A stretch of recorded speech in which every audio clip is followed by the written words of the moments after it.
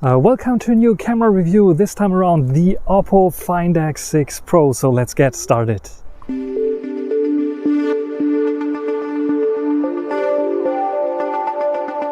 So the Oppo Find X6 Pro has a cool camera setup that you can see here. 3 50 megapixel sensors with the highlight, the 1-inch type sensor, but also the other sensors are as big as the flagship sensors from last year, so 1/1.5 inch for the ultra wide angle and the 3 times telezoom. Actually it's I think 2.8 times telezoom, that's slightly cropped to 3 times. And then of course we also have a 32 megapixel front facing camera that I would also try out, so let's check them out.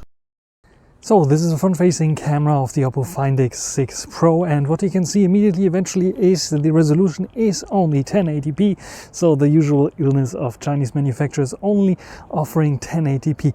How are the colors here? How is dynamic range? Let's turn into the sun. You can see it's exposing nicely on my face. You can see a little bit there of the clouds still, so I think HDR is working as well. So what do you think about the front-facing camera here? The highlight of the front-facing camera is it has autofocus. So if I hold here my Find X3 sensors here, cameras, there you can see it is focusing on this, and then it should focus directly on me, which is I think pretty cool. So I like the autofocus here for sure, but I really, come on Oppo, it's 2023, 4K, how hard can it be? 4K on the front-facing camera. What do you think about the front-facing camera here on the Oppo Find X6 Pro? So this is now recording on the main 1-inch type sensor of the Oppo Find X6 Pro. So what do you think about the background blur? F1.8 I think it is, so it should have a nice creamy background blur. How's HDR? So let's turn into the sun. There's a ship passing by right now, so what do you think about this one? I think it's a good opportunity to also check out the zoom, so let's try out the zoom.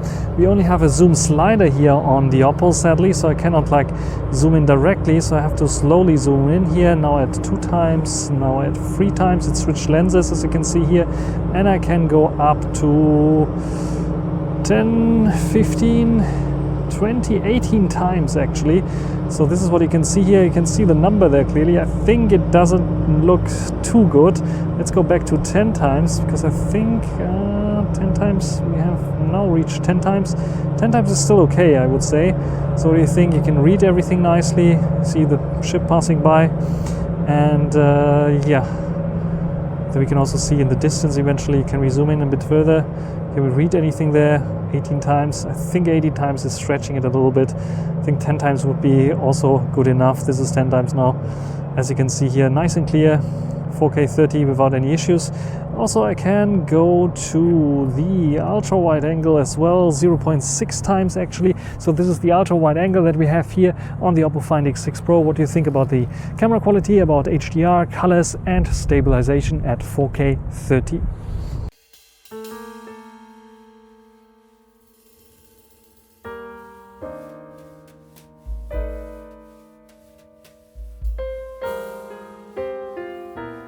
Have a dual video mode on the Oppo Find X3. I think it is only using 1080p recording here. By the way, I'm using the internal mics, and I have the possibility to zoom in. So if I want to zoom in here on people passing by, 6x, 3x, 1x, I can do so, but I don't have any options to change anything around, like do a switcheroo or change myself to a bubble during recording. So what I have to do is stop the recording here and then restart with the little bubble there now. So I have like a little bubble that I can move freely around the screen, as you can see here, and again I can zoom in on people passing by there without any issues, as you can see here. So what do you think about this kind of feature here?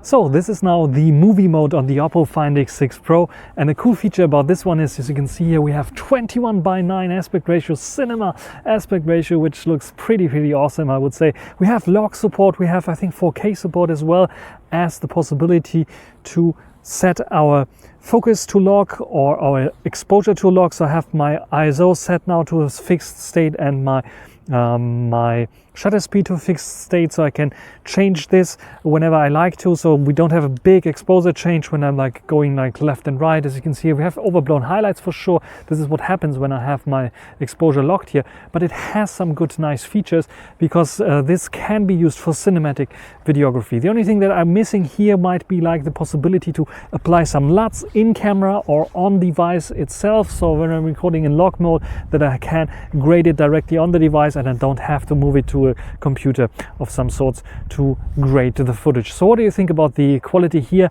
of the movie mode of the Oppo Find X6 Pro?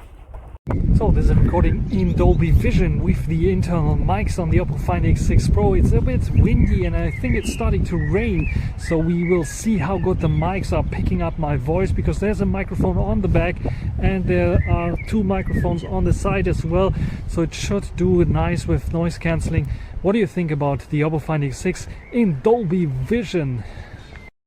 And then there's this, we have a depth of field option in video mode. If you go down to 1080p 30 frames per second, so cinematic mode basically, how other phones call it, and this is now set to f1.4, so we have extreme nice background blur. Hopefully the cutout is working fine as well. What do you think about this one here, using the internal mics as well? So we start off with some photos of the Oppo Find X6 Pro, and I just want to show off my new puppy that I have here. And as you can see, it's a bit quite struggling to get a clear shot with him. You can see like this bottom here is sharp, the rest is a bit unsharp. He's moving a lot of times, and yeah, the shutter speed, especially the focus and the shutter speed and shutter lag is a bit there on the Find X6 Pro. Sadly also with the newest upgrade, and even if you get a nice shot out of him, if he's like not moving around so much, you can see, maybe not the best expression that he had here right now. He was a bit of angry because I wanted to get this Apple bag that he stole, but it has working fine for such photography, but maybe not the best. Macro photography, let's go to normal shots here. Macro lens utilizes the ultra wide angle, and I think it's doing a splendid job here. It's one of the best for sure. It's not as good as the Xiaomi 13 Pro's telemacro lens, but it's doing a nice job. I think a bit of sharpness added would help here, but I like the background blur for sure because it's using a very huge sensor. This is one of the best macro shots on the market currently. I tried to also, because I was talking about the Xiaomi 13 Pro, 3.5 times, 3 times zoom lens, tried to do a macro shot. It's not meant for this. It doesn't have this capability, as you can see here. We have nice background blur, foreground blur, but it's not meant for this. Clearly, when it comes to the 1H type sensor, we get nice bokeh, we get nice HDR, we get nice coating even. The only thing that I noticed is like this spot here in this HDR, very aggressive situation. Sharpness is not doing, I think, too much in terms of over sharpening, especially on the sides, also nice and sharp, everything nice and clean. And also the shadows, it keeps the shadows, it's not overdoing it with the colors here. The zoom shots, I was a bit shocked. This is 3 times zoom. You can see already it's a bit overexposed, a bit of lack of detail there. If I go to 6 times zoom, it started to look like an oil painting already, and it doesn't really look so good at 100%. If you zoom out and just look at it at this phone, probably good, especially also 10 times zoom here, but no, you can see some of the text of the ship you cannot read, even Dina, I think it's called Bremen here. I'm not sure what was written there, to be completely honest. And it's doing some weird algorithm stuff that you can see as well, which is like 30 times zoom now, and unusable. And this is 60 times zoom. It's supposed to be a church. You can see it's an oil painting, and this is 120 times zoom.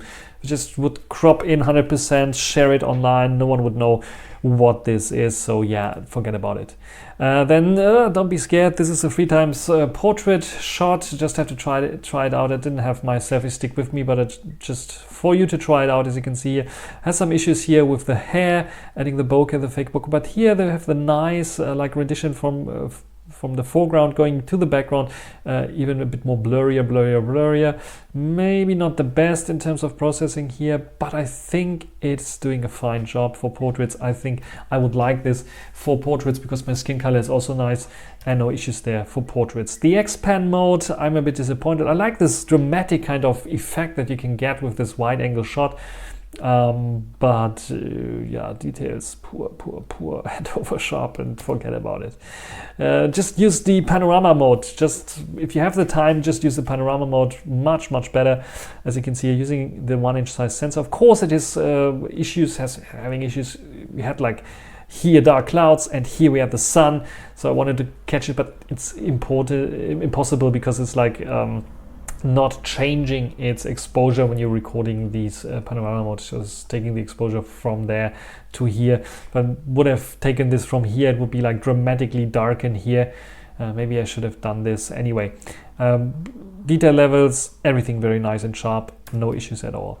Ultra wide angle, I expected a little bit more. It's 15 millimeters, it's still ultra wide angle. We saw already on other flagships 14, 13 millimeters or 11 millimeters, which is even wider. But here we can see a bit of softness going on already on the side. Sharpness and detail level, I expect a little bit more for the 50 megapixels here. But I think it's overall doing a good job. It's not overdoing it. There's a bit of sharpness added for sure. It's a bit of like unnatural looking, I have to say. But I think it's okay-ish. I just expected a bit more for this ultra wide angle, to be completely honest. But yeah, not a bad job here. Zoom shots for text, for example, here just a couple of zoom shots here. You can see for text it's working fine. It's optimizing nicely here as well for this kind of text. If I go to 100%, you can see the details are missing here. And yeah, it's doing some weird algorithms and adding some stuff that wasn't there actually. Probably it's a bit of weird. So the zoom shots are not the best. I expected a bit more. 3 times zoom is okay. 6 times looks already oil painty, and yeah, forget about 6 times over 6 times zoom. 3 times zoom is a sweet spot. Selfies, a bunch of selfies. I think it's doing quite a good job. You can see we have like the sun in the background, so it's doing a fine job in putting the HDR here. I think also the cutout here is quite okay. It got my hair right, maybe in between the hair, not 100%, but I think one of the best when it comes to selfies. Still, sharpness is okay, but I expected it a bit sharper. And here's the one-time zoom, because it's 21 millimeters, but it can crop into 25 millimeters. And here you can see lack of sharpness, a bit of exposure here, chromatic aberrations. And this is the native 21 millimeters, 0.8 times magnification. You can see, yeah, still the sharpness is a bit lacking. So I think I saw better on the Xiaomi 13 Pro here for this one. Also in the nighttime, I think it's doing quite well here. It's a bit of noise cancelling going on, bit of beautification effect as well. But I think it managed to get a nice shot here. When it comes to nighttime, apropos, let's talk about the overexposure in nighttime, because you saw this lamp already in other, this LED lamp here in other photos. This one here is blue and this one is yellow, and no, it's complete white here for some reason, so it has overexposure issues. This of course normal.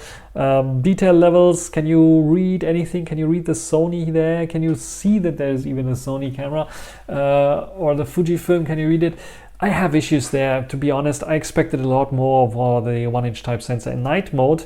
Selfie sensor has this weird issue that I think another device also had, or maybe it was the Xiaomi, where it's the same light. The light is not changing, but it's like having weird issues here, deciding on which color my skin should have. And then we come to this shot. I think I expected a little bit more here as well. We have a lot of noise. We have, yeah, it's readable, I would say. And here, by the way, FreeBuds 5 new, and I have a video out for this, and for this, and for all the other ones as well, so you can check them out. Detail level, not quite there, I would say. It's okay for the 1-inch type sensor, but I expected a bit to be brighter and a little bit more readable eventually. So the optimization for text is not turned on here for some reason. What I was surprised with this shot here, with a little light, and almost all the other cameras did a little bit of a poor job here that I tried out. The Xiaomi 13 Pro was doing really white light here, which is completely wrong. The Honor Magic 5 Pro was doing completely yellow light, which is also wrong, because it was something in between here, more towards yellowish light. And I think the best capture I did with the Oppo Find X6 Pro, but you can see it has some issues as well with some aliasing going on for some reason, and some oil painting effect here as well on the flower, I would say. So the algorithm is not really optimized yet, even though I am on the latest software update. And the same you can see here also in the nighttime with the 1-inch sensor. It's a 1-inch sensor nighttime. How can this look so bad? I mean, it's like super noisy here, and yeah, you can read stuff, but it's I mean, yeah, it is not the Xiaomi, for example, has a darker exposure. The sky is then dark and everything here is a little bit more dark in the shadows, but it doesn't look so processed, so mushy, so yeah, really flat and non-lifelike like this one here. So I expected a bit more here for sure. Ultra wide angle is okay because it's lighting up here my aquarium, which was completely black and I couldn't see the plant here at all. Sharpness, it just misfocused, I think, or focused on the glass or something like this, but I think the ultra wide angle in nighttime is doing a great job. The same goes for the zoom lens 3 times. It's doing a great job. You can even read here the big one text. Of course, it's a little bit over sharpened. An atmosphere of warmth, well-being, and something when something at peace. When you feel at peace. So yeah, it's a bit hard to read here, but I think it's doing a splendid job also with the color rendition here on the 3 times zoom. I did not even bother zooming in further because in daylight it had issues already, and in nighttime also. Just want to end up with my puppy, but sadly unsharp because yeah, shutter lag and issues indoors. It really, I wanted to get for shooting the puppy, maybe a baby later on, but it's a bit, the shutter lag and pro mode can help a bit, but then you have high ISO and then it's like smoothing everything out and you don't end up with a soft shot anyway. So I was expecting a bit more here when it comes to these kinds of shot. I think it's not bad because in per se all the other cameras, also the Magic 5 Pro, has issues capturing the puppy here, even with its motion sensing technology. The only one that comes close is the Sony Xperia, but then only in burst modes because it's just this burst and autofocus, and if you shoot like, I don't know, 200 photos, you get one of those shots sharp and in focus, and the rest might be autofocused as well. But yeah, indoor shot, shutter lag, sadly, maybe not the best. Maybe Oppo can upgrade this or add a fast shutter option there for such situations. What do you think about the photos? So as many of you might be not familiar with Oppo's camera software, I want to present to you the camera software as well. Sadly, there's no quick toggle that you can use to quickly start the camera. So no volume down, double press, or volume up, or power button, double press is going to start it. It's just like starting Oppo Pay here, as you can see. So the only thing you can do is like go to the lock screen, hold down here and hold it up until you get to the camera app. And now we are in the camera application and we can see several important kind of features here already. So we have on the left side various different toggles that we can switch between. Aspect ratio, we can turn off AI. By default, I think it's turned off. I have it turned on now. We have a timer here. Very good that we have the timer there, especially when you do selfies or something like this, or family portraits. It might make a lot of sense. We have the flash toggle here as well, and then we have the possibilities to switch between the various different camera lenses here, then the various different modes here. We have video mode, as you can see here. I can switch directly into 4K, to 1080p or 720p. Sadly, no choice for the FPS. I have to go in here, and then I can choose between 30 and 60 FPS. And I can go to more settings if I want to. I have the possibility to turn on Dolby Vision here if I want to, and to enable this super stabilized mode that is going to the ultra wide angle. And as you can see here, 1080p 60 is what is recording here. And then we have the flash toggle again. It makes a flash, turns on a flash full light, as you can see here. And we have some other options here in video mode which are very interesting. Like for example, we have this button here for turn on the virtual bokeh mode, so we can make it like a bit weaker, a bit stronger here. So this is the possibility with this one. It's switching to 1080p automatically, as you can see here. When I turn it off, it goes to 4K. Then there's some beautification effects here, like first of all retouch effects, so we can retouch the footage where it tries to make faces look a bit better. And you have filters. It switches automatically to 1080p, as you can see if I go to the various different filters. So there are lots and lots of filters that you can choose with to work with. And then we have in terms of photo mode, we have also some filters here, some beautification effects as well. As you can see here, the same kind of sliding mechanisms that we had before. Portrait mode, we have the possibility to set the background blur. So you can see here f4.5 is what I set here, which is pretty interesting. We have some other settings here. Those are normal settings, sorry. And we have some retouch settings here as well, filters again, and the retouch for your faces and so on, to beautify your faces and so on. Then under More tab, we have a movie mode, which will record in 21:9, stabilization enabled. We have the possibility to switch between all the three lenses here, set the shutter speed and set the ISO to something, or set it automatically. And we have log possibility to record in log here. We can see and turn on histogram, as I showed you here. Histogram is turned on, as well as the grid view, as you can see here, maybe eventually as well. And it has also like a ball here, ball head, where it tells you if you are horizontally leveled or not. You can turn on the fill light again. And these are all the options here basically that you can do. We have like a little bit of more options here on the side. As you can see here, I have focus options. So if I have something to focus on, like this, for example, yeah, you're able to focus, but I don't think it has focus peaking. So it's lacking this feature, which I really would like to have here. So no focus peaking, sadly, on this one when you go into the focus mode. Otherwise, you can choose auto as well. And white balance you can choose as well. And it's showing you the white balance options here as well, as you can see here. And yeah, this is also the focus mode. So EV, exposure compensation you have as well here. So these are some of the options that you can set up here if you want to use the movie mode. So this is basically the only mode that you have when it comes to recording videos, with a bit more options to choose from. So that's the movie mode. Sadly, the movie mode cannot go into 16:9 for some reason. Panorama, time-lapse, stickers, X-Pen mode might be interesting. This is basically simulating an old Hasselblad camera that you can use here. You have exposure compensation only. And what it does when you take a shot, let's take a shot here, goes into this negative mode and then takes the shot. It takes quite a while, so it's really simulating Hasselblad, but it looks pretty interesting, as you can see here. It's pretty sharp indeed, and has this wide field of view, but it's not for sports actions or anything moving at all, because it will be moved out of the frame already after the shot is taken. So or not after, before the shot is taken actually, because it's so slow in this shot. Otherwise you have like the possibility to turn on this film-like mode, where you can see it's adding a little bit more of contrast. Let's do this again maybe. And yeah, not contrast, actually is going to black and white mode here with this one, as you can see. And then you can also do black and white photography with this one, but it takes a while, as you see.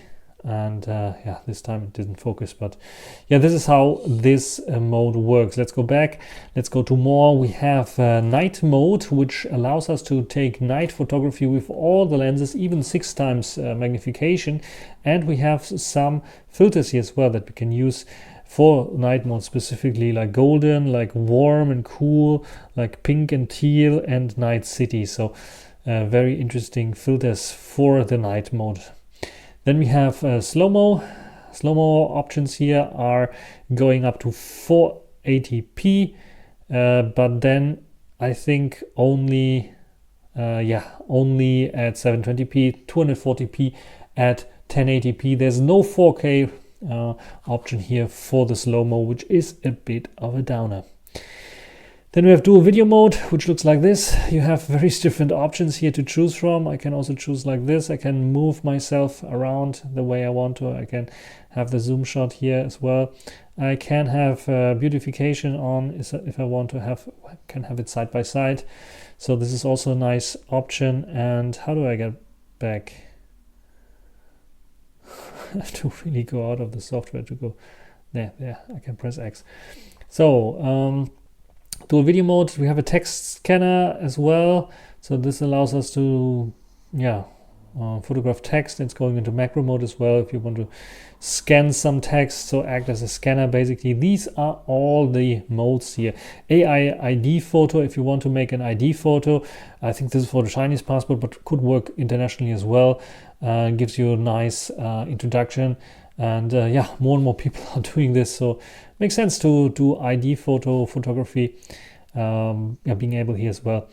Otherwise, we have the Pro mode with all the Pro options here that you can see on all the lenses. We can go and shoot RAW as well on all the lenses, as you can see here, which is pretty nice. And we have even like a RAW Plus option that you can do on all the lenses if you want to, which is also, I think, quite nice. And you can choose the aspect ratio and have some more options here, just like, for example, also showing the histogram and have focus peaking enabled. So here, for some reason, we have focus peaking.